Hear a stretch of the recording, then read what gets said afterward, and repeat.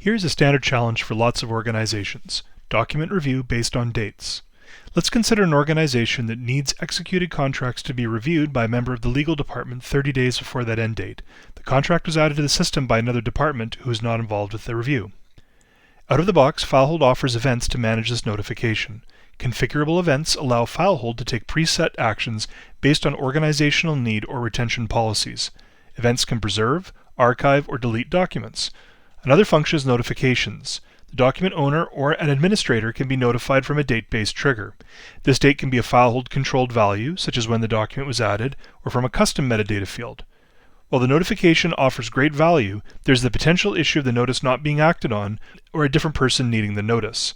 In this case, the document owner is not involved with the review, so they would need to pass this to another user.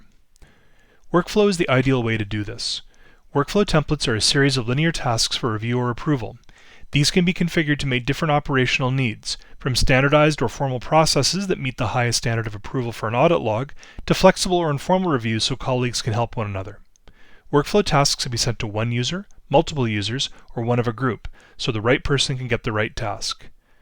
In our use case, having the contract owner manually initiate the workflow is possible, but it requires manual action that can be missed. What would be ideal is connecting the workflow to the event.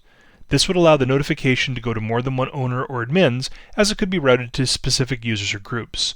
The notification may be part of a formal workflow process with reminders and an audit record to ensure it is completed. Out of the box, a date cannot be used for such a trigger, but that is possible if using FileHold's Workflow Extender plugin. This allows custom SQL scripts to be added to workflows or events so they can be triggered automatically based on a document or record's date. Here's the setup. First, we have an event. This event is a notification sent to either the document owner or an administrator. We could also have used another type of event, such as delete, to trigger the workflow. The event triggers using the end date metadata field. We could have used a FileHold controlled field, like when the document was first added or modified, but the custom metadata field, as I've used here, is a perfect fit. The reminder would trigger a set length of time after the date, measured in days, weeks, months, or years. In this case, we're using the date itself as a trigger, so it's 0 days. We've set the reminder, the notification, to start 30 days before the event. This is all off-the-shelf standard features. The magic of the Workflow Extender plugin is here in the description, which has a custom SQL script to trigger the correct workflow. Second, we have the workflow we want to trigger. The workflow in our case will be a single task, but I could have built up to 20 steps of activity in this single workflow. The task could be an approved task. The user would need to authenticate their approval with a password or with modern authentication if enabled, but for the demonstration, it's a simple review task which will be sent to the whole legal team. Since I only need one person to sign off, it's 1 of X. We connect the event to the workflow through the schema. Here is our contract schema. Let's take a look through the tabs. We start with the membership to ensure the legal team group is a part of the schema. For this to work without an error, the members of the legal team will need access to the schema, cabinet, and folder, even if they're only read-only users. They still need visibility. Next, we have the metadata tab, specifically the end date, which is set to read-only since that will be needed for the event. Under the Workflow tab, we have associated the correct template with the schema. Other workflows could also be included, of course, but they will not be affected by the event. Finally, the Event tab has the notification event template with the custom SQL.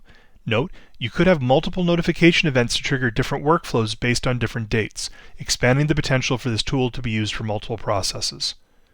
The pieces are all in place. Let's see it in action. In the library, here are our contracts and here are their end dates.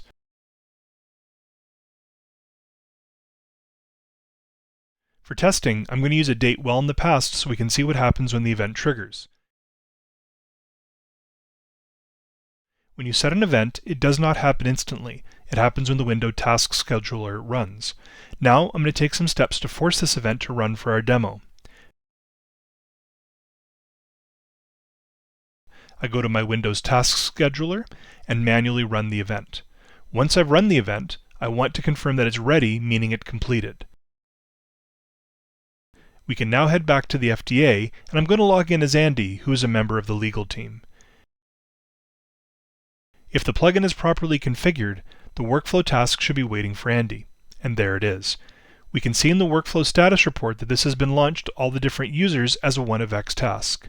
I'm now ready to complete the review of this document according to my organizational instructions. This is just one of the options available with FileHold's Workflow Extender plugin. You can customize these for yourself, or our professional services team are standing by to assist you. We do offer some packaged common use cases for a fixed fee. Most complex cases may involve additional professional services.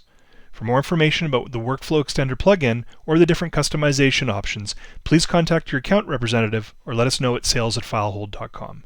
Thanks for watching.